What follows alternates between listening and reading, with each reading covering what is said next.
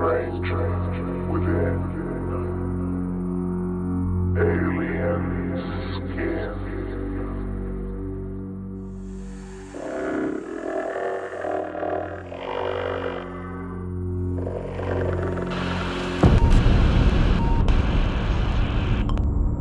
Let it begin.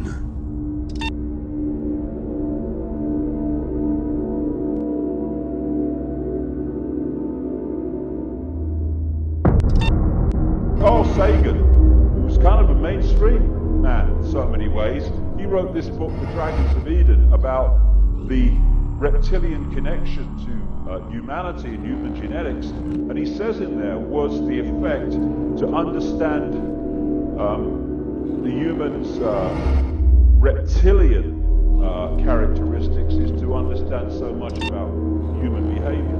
Quite right. The DNA, the hard drive, which has been put in there. Now, one of the hardest things that people have to understand, and I completely appreciate, is this idea of shape-shifting. Now, it's an ancient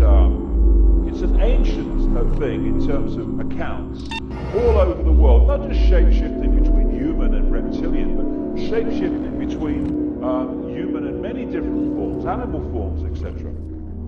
And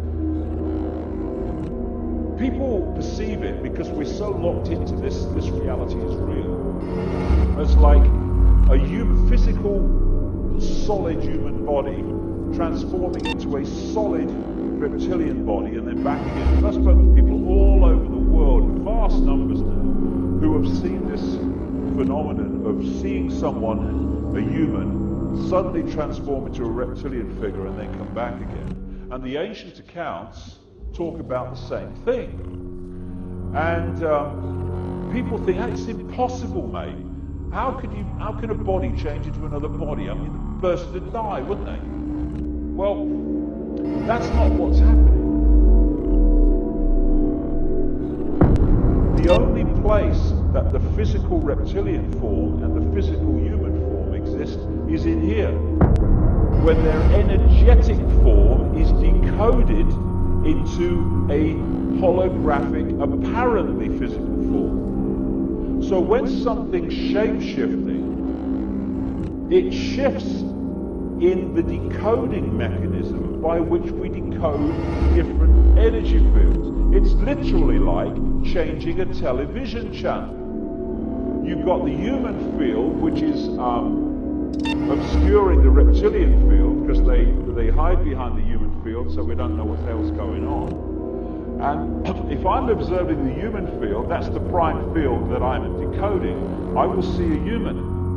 But if this becomes the prime field, suddenly, for whatever reason, I'm now decoding the reptilian field, the reptilian energy field. What is happening in my decoded system in my mind is I'm seeing a human physical form, reptilian physical form, human physical. Did you see that? Bloke's just changed into a bloody lizard. So it's in the decoding that shapeshifting takes place, because there is no physical form out there. It's in here. That's where it all goes on. And this movement of energy fields is where we get confused, and it's where the decoding mechanism makes us think that very strange things are going on.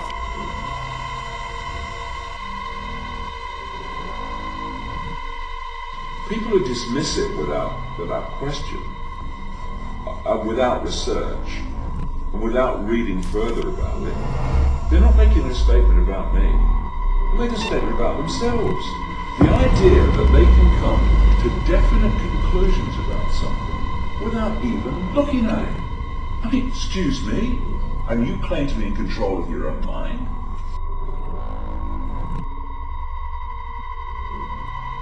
The point is there's a gathering massive evidence to support it. And what I was going to say is, you talk to physicists, and even within this frequency range, this narrow frequency range that we can access, we call the universe, we can only see about 10% of the matter that exists in this universe. We can only see matter that reflects light. luminous matter, they call it. Dark matter that doesn't reflect light in a way that we can perceive it, we can't see. So, you look at the fantastic diversity of genetics and expressions of life that we can see in this tiny 10% and less of this one little frequency range. Then you kind of think outside of this frequency range is infinity. If entities had not evolved through the reptilian stream, when you look at the unbelievable diversity of the reptilian species in this tiny little 10% of the universe that we can see, in this little frequency range, then it's not that it's fantastic that this species could throw up a form that is humanoid and has an intellectual intelligence. It's actually staggering if it had not done so.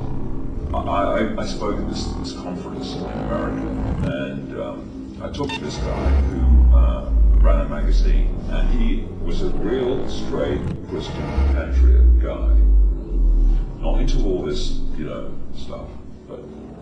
And he said to me, I like your stuff, he said. I like all your political stuff and all your secret societies, he said.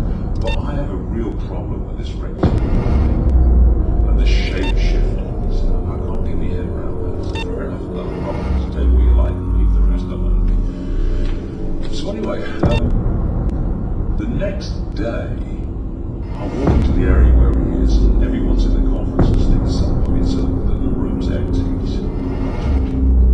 He said, I told you. He said, last night, he said, I met this man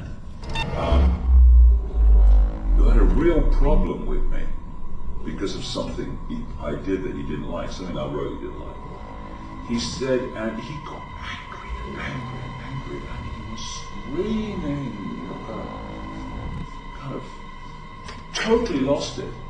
He said, and the hotel manager came over and said, can you take this elsewhere, please? You're upsetting the other customers. So he thought, I'm out of here, I can't take this anymore. And he went to the elevator.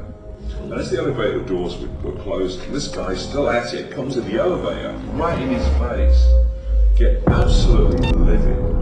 And he said, he shapeshifted in front of me. So he was then much more open to the fact that this is no illusion. This is conditioned to believe that people manifest and entities manifest as like human bodies, because that's the conditioned mind reacting. I understand that, but any conditioned mind that says, I am not going to look at the evidence, I'm just going to dismiss it because it is so different, is a conditioned mind that is unbelievably imprisoned while thinking it's free.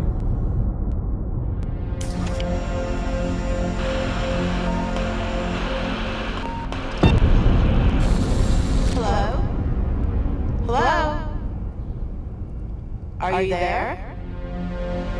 Hello?